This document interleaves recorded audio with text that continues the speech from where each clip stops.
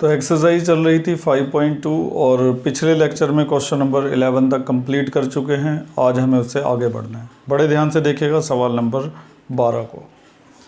2 APs have same common difference. इतनी line पढ़ने के बाद हमें क्या पता चलता है? एक तो ये पता चलता है कि 2 AP की बात हो रही है और उन दोनों AP का जो कॉमन डिफरेंस है वो क्या है? सेम है।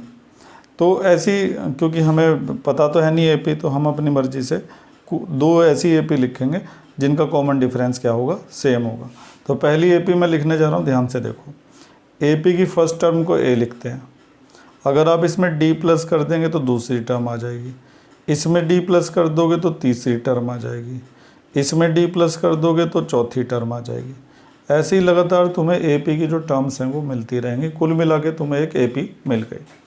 अब तुम्हें एक दूसरी AP भी लिखनी है और इस बात का ध्यान रखना है कि जो कॉमन डिफरेंस इस AP का है जो कि D है, दूसरी AP का भी सेम कॉमन डिफरेंस होना चाहिए, क्योंकि लिखा है वहाँ पे सेम कॉमन डिफरेंस।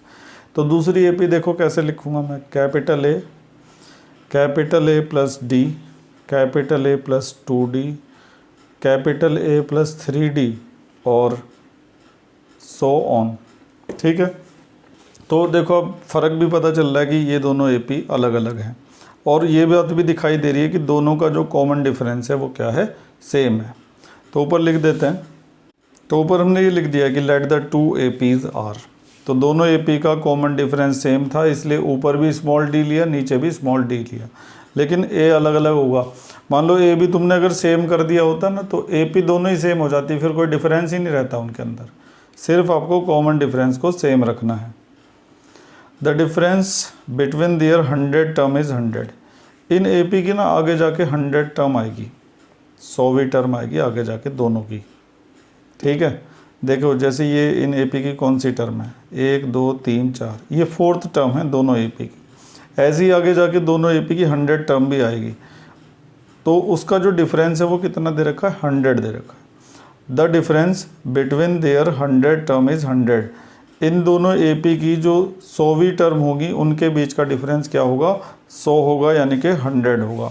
तो अकॉर्डिंग टू क्वेश्चन इस चीज़ को हम लिख देते हैं कि दोनों AP की जो 100वीं टर्म है उनके बीच का डिफरेंस, डिफरेंस का मतलब माइनस, कितना होगा? 100 होगा।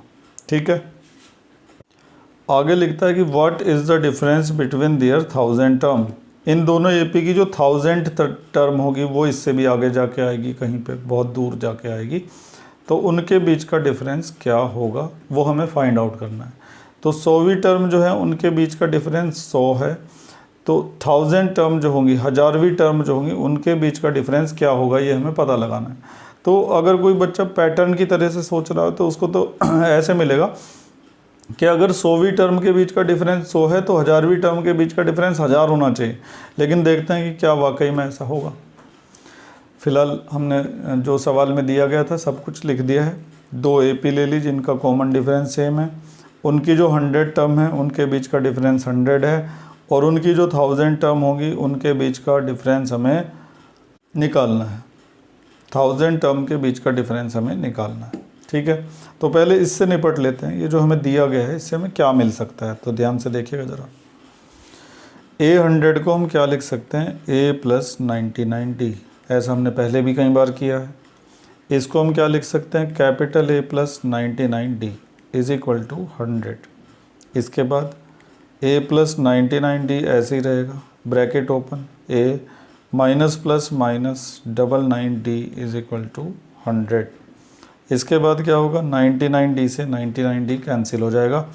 Small a minus capital A की वैल्यू क्या आ जाएगी? 100 आ जाएगी। तो ये जो हमें गिवन था ना कि 100 टर्म के बीच का डिफरेंस 100 है, इसको लिखने के बाद हमें ये चीज़ मिली कि small a minus capital A is equal to क्या आ जाएगा? 100 आ जाएगा। अब जो हमें निकालना है उस पर फोकस करते हैं। हमें निकालना है कि 1000 टर्म के बीच का डिफरेंस क्या होगा। दोनों AP की जो 1000वीं टर्म है उसके बीच का डिफरेंस क्या होगा। तो इसको क्या लिखोगे तुम? A plus 999D। यहाँ 1000 है तो यहाँ 999 होगा, यहाँ 100 है तो यहाँ 99 होगा, वहाँ 50 है तो यहाँ 49 होगा। इधर क्या लिखोगे? A plus 999D। ये मैं तुम्हें सिखा चुका हूँ पिछले लेक्चर में कि ऐसा हम क्यों लिखते हैं। ब्रैकेट ओपन कर दो, ए प्लस 999D माइनस ए साइन चेंज 999D। इसके बाद ये हो गया cancel, small A minus capital A. अब मैं तुमसे पूछूं कि अब क्या करेंगे इसके बाद, तो बहुतों पे तो बताया नहीं जाएगा और बहुत लोग जो हैं वो बता भी देंगे कि ये देखो small A minus capital A की जगह हम क्या लिख सकते हैं, 100 लिख सकते हैं इक्वेशन फर्स्ट से। तो small A minus capital A की जगह पर हम क्या लिख देंगे, 100। कहाँ से, इक्वेशन फर्स्ट से। तो हमने सोचा था कि 1000वीं टर्म के बीच का डिफरेंस 1000 आएगा, लेकिन निकल के क्या आया, वो 100 आया। तो ज़रूरी नहीं कि एग्ज़ाम में आपसे 1000 टर्म के बीच का डिफरेंस पूछा जाए, आपसे ही पूछा जा सकता है कि इन दोनों एपी की जो 50th टर्म होगी उसके बीच का डिफरेंस निकालो। तो इनकी 50th टर्म के बीच का डिफरेंस देखो कैसे निकलेगा। तो उसके लिए हम क्या लिखेंगे, small A 50 minus capital A 50। अब इसकी जगह आ जाएगा ए प्लस 49D और इसकी जगह क्या आ जाएगा, ए प्लस 49D। इसके बाद ब्रैकेट ओपन हो जाएगा और क्या होगा, कैंसिल हो जाएगा। तो small A minus capital A बचा फिर से, और फिर उसकी जगह पर हम क्या लिख देंगे, इक्वेशन फर्स्ट से क्या लिख सकते हैं, 100 लिख सकते हैं। तो हम देखते हैं कि लगातार हर टर्म के बीच का डिफरेंस ही 100 आ रहा है। देखो 100 टर्म के बीच का डिफरेंस 100 था, ये तो दे ही रखा था। फिर हमने 1000 टर्म के बीच का डिफरेंस निकाला, वो भी 100 आया। फिर हमने 50th टर्म के बीच का डिफरेंस निकाला, वो भी 100 आया। तो इसका मतलब ये हुआ कि अब तो किसी भी टर्म के बीच का डिफरेंस पूछे, मान लो कि 10वीं टर्म के बीच का डिफरेंस पूछा जाए हमसे, तो हम सीधे लिख देंगे 100, क्योंकि हर टर्म के बीच का डिफरेंस ही क्या आ रहा है, 100 आ रहा है। तो ये काफ़ी अच्छा सवाल था। इसमें हमें बताया गया था कि हमारे पास 2 एपी हैं जिनका कॉमन डिफरेंस सेम है। तो हमने ऊपर वाली एपी का कॉमन डिफरेंस भी डी लिया और नीचे वाली एपी का कॉमन डिफरेंस भी डी ले लिया। उसके बाद हमें ये कहा गया कि 100वीं टर्म के बीच का डिफरेंस 100 है, तो 1000वीं टर्म के बीच का डिफरेंस निकालो। तो 100वीं टर्म के बीच का डिफरेंस 100 दे रखा था, इसको सॉल्व किया, सॉल्व करके small A minus capital A की वैल्यू 100 आ गई। 1000 टर्म के बीच का डिफरेंस निकालने के लिए इसको लिख दिया ए प्लस 999D, उसको भी ऐसे लिख दिया, ब्रैकेट ओपन करा, यहाँ पहुँच गए। फिर देखा small A minus capital A की जगह इधर से क्या लिख सकते हैं, हम 100 लिख सकते हैं। तो उम्मीद है कि आप समझ गए होंगे इसको अच्छी तरीके से। आगे बढ़ते हैं, इसी तरह के और सवालों को देखते हैं। तो क्वेश्चन नंबर 13 काफ़ी अच्छा सवाल है, 2013 में ये आ चुका है, तो इससे लगता है कि ये इम्पोर्टेंट भी है। तो बड़े ध्यान से समझिएगा। How many 3 digit number are divisible by 7? 3 digit के ऐसे कितने नंबर हैं जो 7 से डिवाइड हो सकते हैं? तो आप एक बात अच्छी तरह से जानते होंगे कि 3 डिजिट का सबसे छोटा नंबर होता है 100 और सबसे बड़ा नंबर जो होता है ना 3 डिजिट का, वो भी तुम्हें पता होगा, वो होता है 999। तो ये सबसे छोटा नंबर है, ये सबसे बड़ा नंबर। अगर यहाँ पे बात हो रही होती है 4 डिजिट वाले नंबर की, तो 4 डिजिट का सबसे छोटा नंबर क्या होता है, 1000 और सबसे बड़ा नंबर क्या होता है, 4 बार 9 आ जाता। तो इतना तो तुम जानते हो। लेकिन ये दोनों ही नंबर 7 से डिवाइड नहीं होते, हमें चाहिए 7 से डिवाइड होने वाले 3 डिजिट के नंबर। तो ये तो डिवाइड हो नहीं सकता। मैं जानता हूँ कि 7 से डिवाइड होने वाला सबसे पहला 3 डिजिट का नंबर है 105। देख लो, हो जाएगा डिवाइड, 7 1 जा 7, 3 बचा, 7 5 जा 35। अब अगर दूसरा नंबर चाहिए 7 से डिवाइड होने वाला 3 डिजिट का, तो इसमें 7 प्लस कर दो 112, फिर इसमें 7 प्लस कर दो 119। अब तुम्हें लगातार 7 से डिवाइड होने वाले 3 डिजिट के नंबर मिलते चले जाएंगे, और सबसे आखिरी नंबर जो होगा 3 डिजिट का जो 7 से डिवाइड हो सकता है वो होगा 994। अब तुम ये सोचोगे कि हमें कैसे पता चलेगा कि सबसे पहला 3 डिजिट का नंबर ये है और सबसे आखिरी वाला ये है, क्योंकि एक बार सबसे पहला पता लग जाएगा तो उसके बाद के नंबर तो हमें आराम से पता लग जाएंगे, क्योंकि उनमें प्लस करते चले जाएंगे 7। और मान लो कल को 7 के बजाय 5 से डिवाइड होने वाला या 3 से डिवाइड होने वाला या फिर 9 से डिवाइड होने वाला दे दिया, तो हम क्या करेंगे? तो आखिर हमें इस नंबर का पता कैसे चलता है कि 7 से डिवाइड होने वाला 3 डिजिट का सबसे पहला नंबर यही होगा? क्या हमें ये याद रखना पड़ेगा? तो याद तो कुछ नहीं रखना पड़ता, केवल हमें एक मेथड है उसको ध्यान से देखना होगा। कैसे पता चलेगा कि पहला नंबर 7 से डिवाइड होने वाला 3 डिजिट का 105 है? तो ध्यान से देखिएगा ज़रा।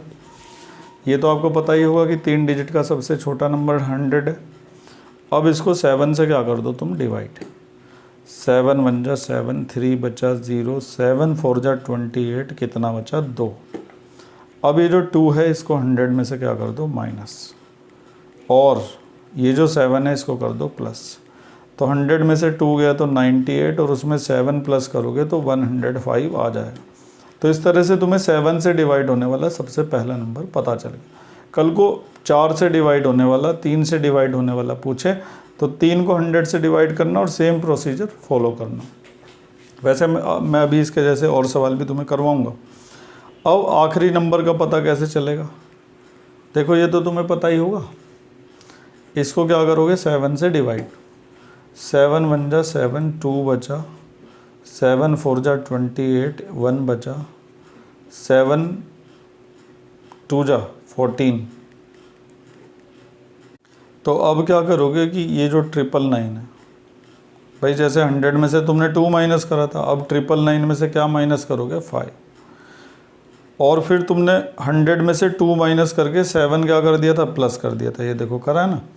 यहाँ पे तुम सोचोगे कि 99 में से 999 में से 5 माइनस करके 7 प्लस कर दो, लेकिन जैसे ही तुम इसमें 7 प्लस करोगे ना तो ये 3 डिजिट के बजाय 4 डिजिट का नंबर बन जाएगा। चाहे तो प्लस करके देख लेना।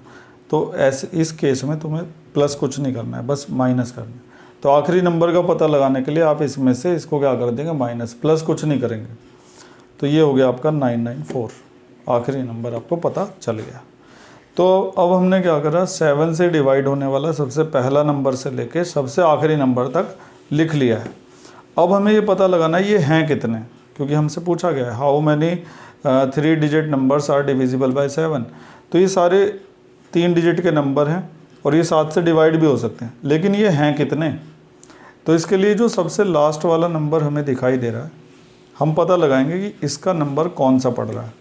जैसे इस वाले का नंबर तीसरा है, इसका दूसरा है, अगले का चौथा होगा, इसका कौन सा नंबर पड़ रहा है।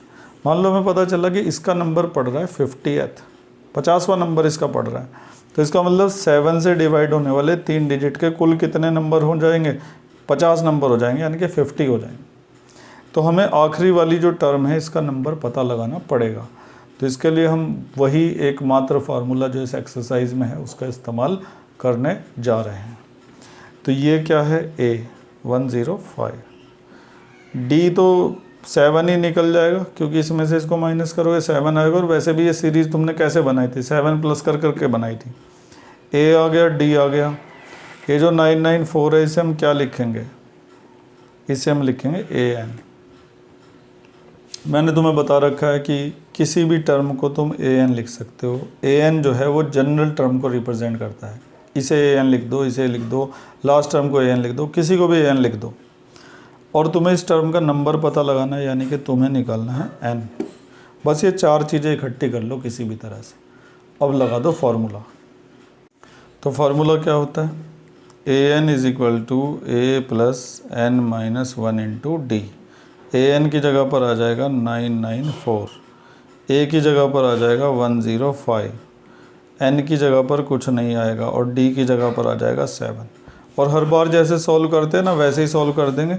105 इधर आके क्या हो जाएगा माइनस, यहाँ पे एडजस्ट करने की कोशिश करता हूँ, इसी पेज पर आ जाए तो ज़्यादा अच्छा रहेगा। ये इधर आके माइनस हो जाएगा तो 994 - 105, उधर बचेगा n - 1 × 7, माइनस होके ये बचा। अब ये जो 7 है इससे कट जाएगा, 7 1 जा 7, 1 बचा, 7 2 जा 14, 4 बचा, 7 7 जा 49, 127 = n - 1, 1 इधर आके प्लस हो जाएगा तो 128 = n। तो हमें इसका नंबर पता चल गया। ये कौन सी टर्म है, ये है 128th टर्म, 128वीं टर्म है ये। तो इसका मतलब 7 से डिवाइड होने वाले 3 डिजिट के कितने नंबर होंगे टोटल, 128 नंबर होंगे, 128 नंबर्स होंगे। एंड में लिख दीजिएगा therefore there are total 128 numbers of 3 digit which are divisible by 7। इसके जैसा अभी हमें एक और सवाल देखना है ताकि ऐसे जो भी सवाल आए उनको हम आसानी से कर पाएँ। बढ़ते हैं आगे। ये है क्वेश्चन नंबर 14 और ये भी करीब करीब वैसा ही है जैसा हम अभी करके आए हैं। तो देखिए लिखा क्या है, how many multiple of 4 lie between 10 and 250। 10 के और 250 के बीच में 4 के कितने मल्टीपल लाई करते हैं। चाहे 4 के मल्टीपल कहे चाहे 4 से डिविजिबल कहे, बात एक ही है, तरीका एक ही होगा सवाल को करने का। तो मुझे तो पता है कि 10 के आगे जो नंबर 10 तो हो नहीं सकता 4 से डिवाइड, और वैसे भी हमें 10 के और 250 के बीच के नंबर चाहिए, ना तो इसे ले सकते ना उसे ले सकते, इनके बीच के नंबर चाहिए। लिखा है ना बिटवीन, अगर ये लिखा होता कि 10 से लेकर 250, 10 to 250, तब ये दोनों इंक्लूड हो सकते थे, लेकिन अभी हमें चाहिए इनके बीच के नंबर, तो ना तो इसे देख सकते ना उसे देख सकते। तो इसके आगे कौन सा नंबर होगा ऐसा जो 4 का मल्टीपल होगा या 4 से डिविजिबल होगा, तो वो नंबर है 12। और बस इसमें फिर 4 प्लस करो 16 आ जाएगा, फिर 4 प्लस करो 20 आ जाएगा, ऐसे ही सबसे आखिरी वाला नंबर होगा 248। अब मुझे तो पता है कि आखिरी नंबर 248 होगा जो 4 से डिवाइड हो जाएगा, लेकिन तुम कैसे पता कर, तुम उसी पैटर्न को उसी मेथड को फॉलो करोगे जो अभी समझाया था। ये नंबर लिखो 10, इसको कर दो 4 से डिवाइड, 4 2 जा 8, बचा 2, तो 10 में से 2 माइनस करेंगे और 4 क्या करेंगे प्लस, तो फाइनली आपका कितना आ जाएगा 12 आ जाएगा। आखिरी नंबर के लिए क्या करेंगे आप, 250 को डिवाइड करोगे किससे, 4 से, 4 6 जा 24, 1 बचा 0, 4 2 जा 8, 2 बचा, ठीक है। अब ये 2 जो है इसमें से क्या कर दोगे माइनस, 2 माइनस कर दोगे और प्लस कुछ नहीं करोगे इस बार, तो 248 तुम्हारा आ जाएगा, आखिरी नंबर तुम्हें पता लग जाएगा। तो 4 से डिवाइड होने वाले नंबरों की हमने सीरीज़ बना दी है जो 10 और 250 के बीच में पड़ेंगे। अब ये हैं कितने, इसका पता वैसे ही लगाया जाएगा जैसे अभी थोड़ी देर पहले किया था। A हो गया 12, D हो गया 4, AN हो गया, इसका नंबर पता लगाना है हमें, इस टर्म को हम क्या मान लेंगे AN, और इसका नंबर निकालना है यानी कि हम n निकालना चाहते हैं। इसके बाद बस फार्मूला लगा दो, AN is equal to, formula लगाकर वैल्यू पुट कर दो, 12 इधर आके माइनस हो जाएगा, तो 8 में से 2 गया तो 6 बचा, 4 में से 1 गया तो 3 बचा, और साथ में 2 is equal to n minus 1 into 4, 4 से कैंसिल हो जाएगा, 4 5 जा 20 और 4 9 जा 36, और ये इधर आके प्लस हो जाएगा। तो n की जो वैल्यू है ना वो 60 आ जाएगी, और हम लिख देंगे कि वहाँ पे फिर के ऐसे ऐसे 60 नंबर्स हैं जो 4 से डिविजिबल होंगे और जो 10 और 250 के बीच में पड़ेंगे। तो ये सवाल भी उसके जैसा ही था। उम्मीद है कि आप इसको समझ गए होंगे अच्छी तरह से। आगे बढ़ते हैं। क्वेश्चन नंबर 15 इसके बाद लिखा है कि for what value of n the nth term of the APs this and this are equal. n की किस वैल्यू के लिए इन दोनों AP की nth टर्म क्या होगी, इक्वल होगी। तो ऐसे ना मतलब समझ में कम आता है कि आखिर क्या कहना चाह रहा है। तो पहले तो मैं ये दोनों AP लिख देता हूँ। तो दोनों APs को ध्यान से लिखने के बाद हमें देखिए क्या दिखाई दे रहा है कि दोनों APs जो है ना बढ़ रही, लेकिन इसकी स्पीड कम है और इसकी स्पीड ज़्यादा है। स्पीड से मतलब ये देखो यहाँ पर डिफरेंस कितने का है, 2 का, आगे भी 2 2 का डिफरेंस है। ये 2 2 के रेट से बढ़ रही है और इसमें 7 का डिफरेंस है, ये ज़्यादा तेज़ बढ़ रही है। 7 के डिफरेंस है आगे भी, तो वहाँ पे 2 2 का डिफरेंस है, यहाँ पे 7 7 का डिफरेंस है। तो वो स्लो चल रही है, ये फास्ट चल रही है। एक टाइम ऐसा आएगा दोनों AP एक दूसरे के इक्वल हो जाएंगी। वो होगी इस वाली AP की कोई सी टर्म और इस वाली AP की भी वो कोई सी टर्म होगी, जब ये दोनों AP एक दूसरे के इक्वल हो जाएंगे। और उसके बाद ये वाली AP जब यहाँ पर इक्वल हो जाएगा उसके बाद ये आगे निकल जाएगी नीचे वाली, क्योंकि इसकी स्पीड ज़्यादा है। तो धीरे स्पीड वाली, ये तेज़ स्पीड वाली, आगे जाके एक टाइम ऐसा आएगा जहाँ पर ये दोनों की टर्म जो है वो सेम हो जाएंगी। तो उसी जगह का हमें पता लगाना है कि इन दोनों AP की कौन सी टर्म इक्वल होगी। इक्वल होने के बाद क्योंकि स्पीड फास्ट है इस वाले की, तो ये आगे बढ़ जाएगी, मतलब ज़्यादा वैल्यूज़ में आना शुरू हो जाएंगे। लेकिन हमें इस जगह का पता लगाना है जहाँ पर दोनों AP की वो टर्म इक्वल हो जाएगी। मतलब इसकी भी जो टर्म होगी और जो इसकी टर्म होगी दोनों की वैल्यू क्या होगी, सेम होगी। उस टर्म का हमें पता लगाना है। तो जब भी आपसे पूछा जाए ना कौन सी टर्म, तो आप लिखते हैं जवाब में nth term. Let the nth term, क्योंकि हम AP की किसी भी टर्म को nth टर्म कह सकते हैं। तो हमने यहाँ पे लिख दिया कि let the nth term of both the APs will be same. मान लेते हैं कि दोनों AP की कौन सी टर्म सेम होगी, nth टर्म। अब अगर दोनों AP की nth टर्म सेम होगी तो an is equal to capital AN, ये वाली टर्म इसके इक्वल होगी। दोनों की जगह पर फॉर्मूला लगाया जाएगा an का, पहले इधर लगाता हूँ, a plus n minus 1 into D. अब उधर भी लगाएंगे a plus n minus 1 into D. देखो ये AP अलग है, नीचे वाली ऊपर वाली अलग है, तो इसका A अलग होगा और उसका D भी क्या होगा, अलग हो। दोनों के A और D क्या होंगे, अलग अलग होंगे, क्योंकि AP दोनों डिफरेंट हैं। लेकिन N दोनों के अंदर सेम होगा, क्योंकि मान लो दोनों AP की आगे जाके 50वीं टर्म सेम है, तो इसका भी जो N की वैल्यू होगी 50 होगी और इसकी भी N की वैल्यू क्या होगी, 50 होगी। तो ये दोनों में सेम ही रखना पड़ेगा हमें।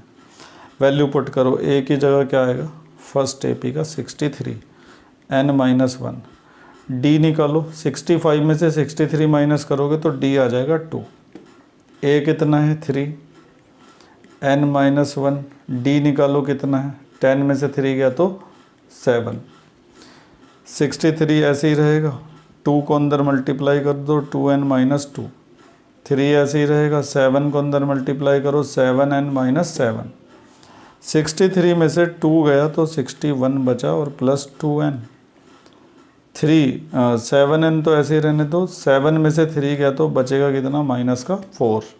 इसके बाद 2n उधर जाके माइनस हो जाएगा 7n में से, तो 5n रह जाएगा। 4 जो है वो इधर 61 में प्लस हो जाएगा तो 65 बन जाएगा। इसके बाद 5 को डिवाइड में ले जाओ या सामने सामने भी काट सकते हो, तो 65/5 इज इक्वल टू n, फिर ये 13 बार कट जाएगा, तो n की वैल्यू आ गई 13। तो इससे पता चलेगा कि दोनों AP की जो 13th टर्म है, 13वीं टर्म है, वो क्या होगी, सेम होगी। इसकी भी 13वीं टर्म और इसकी भी 13वीं टर्म दोनों क्या हो जाएंगी, सेम हो जाएगी। एक बार हम चेक भी कर लेते हैं। तो ये जो मैं वेरिफिकेशन आपको करके दिखा रहा हूँ, ये केवल अपने सेटिस्फेक्शन के लिए है, एग्ज़ाम में इसको नहीं करना, क्योंकि वहाँ पे जो पूछा गया था वो निकल चुका है। तो ऊपर वाली AP की 13th टर्म निकालते हैं, A13, A प्लस 12D लिख दिया जाएगा, फिर A की वैल्यू रख देंगे, A की वैल्यू कितनी है 63 प्लस 12 और D की वैल्यू कितनी है, माइनस करके 2 आएगा तो 87 आ जाएगा। ठीक है, अब नीचे वाली AP की 13वीं टर्म निकाल दो, कैपिटल A 13, तो capital A plus 13 capital D।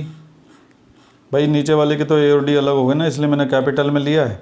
A की जगह पर क्या आएगा 3, 13 और D की जगह पर क्या आएगा, डिफरेंस देखो क्या है 7। ठीक है, 13 7 जा, यहाँ पे एक गड़बड़ी होगी, यहाँ पे ना 2 आना था। भाई A13 को A प्लस 12D लिखेंगे, इधर भी 2 आना था, तो 12 7 जा 84 और 3 87।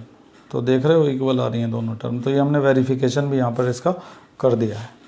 तो एक बार फिर से देख लेते हैं कि सवाल क्या था। सवाल ये था कि ये दो AP हैं और हमें ये पता लगाना था कि इनकी कौन सी टर्म इक्वल होगी। तो हमने माना कि इन दोनों की जो nth टर्म होगी ना, वो इक्वल होगी। अब ये टर्म अगर इक्वल होंगी तो इनको ऐसे इक्वल रख देंगे एक दूसरे के। फिर हमने फार्मूला लगा दिया, इस बात का ध्यान रखते हुए दोनों का A और दोनों का D अलग अलग होगा, लेकिन n दोनों का सेम होगा, क्योंकि ये जो टर्म हम निकाल रहे हैं ये दोनों के लिए क्या होगी, सेम होगी। वैल्यूज़ पुट करी, पता चला कि 13वीं टर्म जो है ना इन दोनों AP की, वो क्या होगी, सेम होगी। फिर हमने चेक भी करके देखा, दोनों की 13वीं टर्म निकाली तो 87 आई, तो ठीक है, इसका मतलब हमारा सवाल पूरी तरह से सही है। उम्मीद है कि आप इसको समझ गए होंगे। अगर आपको वीडियो समझ में आती हैं तो लाइक करना ना भूला करें, और कमेंट्स लिखोगे तो और अच्छी बात रहेगी। चलो आगे बढ़ते हैं। एक और आसान सवाल हमारे सामने है, 16th question, determine the AP। इसका मतलब पूरी AP तुम्हें बनानी है। पूरी AP बनाने से मतलब है कि कम से कम 3 या 4 टर्म उसकी ज़रूर लिखनी होगी तुम्हें। और जब भी तुम्हें कोई AP बनानी हो तो उसके लिए सिर्फ 2 चीज़ें चाहिए होती हैं, A और D। इनका पता लगते ही आप पूरी AP बना सकते हैं, क्योंकि पहले आप A लिखेंगे, फिर D प्लस करेंगे, फिर D प्लस करेंगे, फिर D प्लस करेंगे, पूरी AP आपकी बन जाएगी। तो A और D कहाँ से निकलेंगे देख लेते हैं ज़रा।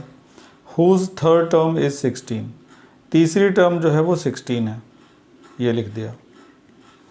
And the 7th term exceed the 5th term by 12, 7वीं टर्म 5वीं टर्म से 12 ज़्यादा है।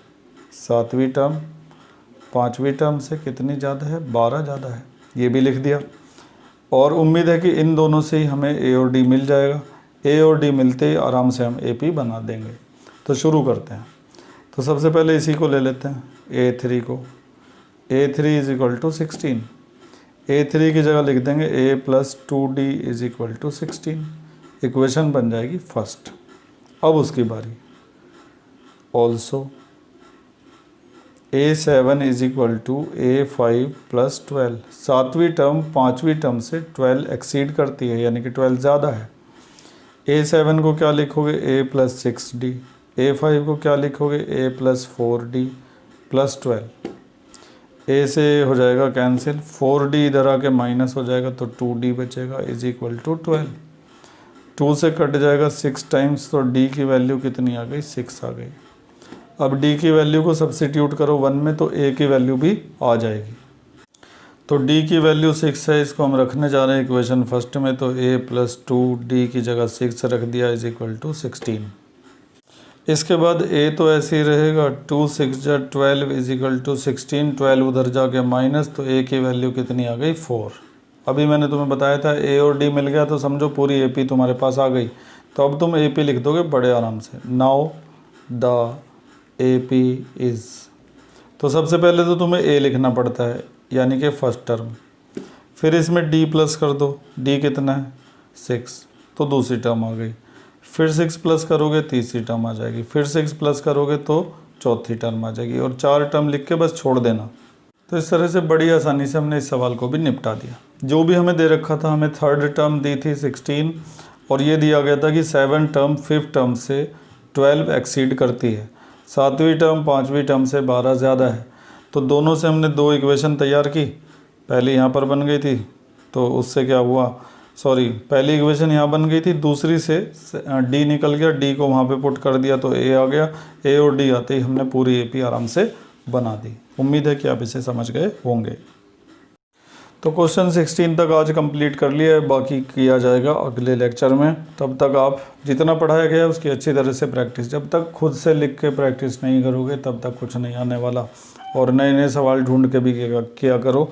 बहुत सारी किताबें आती हैं, उनमें से आप RD शर्मा है, RS अग्रवाल है, बहुत सारी किताबें, उनसे प्रैक्टिस किया करो सवाल। जितनी ज़्यादा प्रैक्टिस करोगे उतना ही ज़्यादा सीखोगे। आज बस इतना ही करेंगे। Thank you.